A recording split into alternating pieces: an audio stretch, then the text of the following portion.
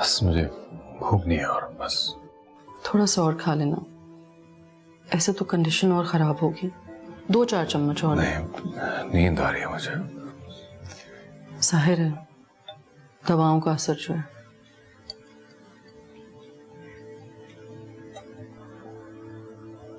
किसी का इंतजार कर रहे हैं?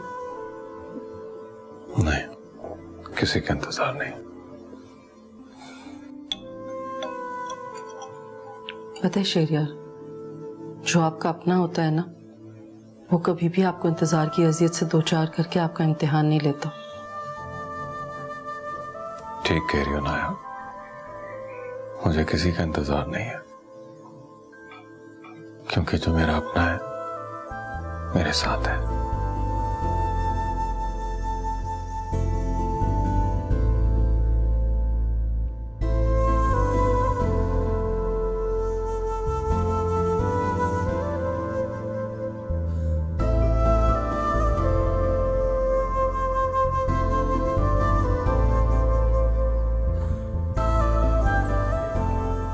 अस्सलाम वालेकुम। वालेकुम सलाम बेटा। मामा ये तबस्सुम आंटी है। अस्सलाम वालेकुम। अस्सलाम वालेकुम आंटी। वालेकुम अस्सलाम। बहुत जिक्र सुना था आपका, आज आपसे मुलाकात भी हो गई। हाँ मुलाकात हुई भी तो कैसे मौके पे। अब कैसे हैं शहरयार भाई? जी अल्लाह का शुक्र है, आप बहुत बेहतर हैं। बस मारने वाले से बचाने वाला बड़ा होता है ना। जब से पता चला उनके बीमार होने का, हम लोग उसी वक्त से सोच रहे थे कि हम उनकी खैरियत पूछने आए। थैंक यू, दुआ में याद रखिएगा। आप बैठे ना प्लीज। अच्छा किया जो तुम आंटी को ले आए।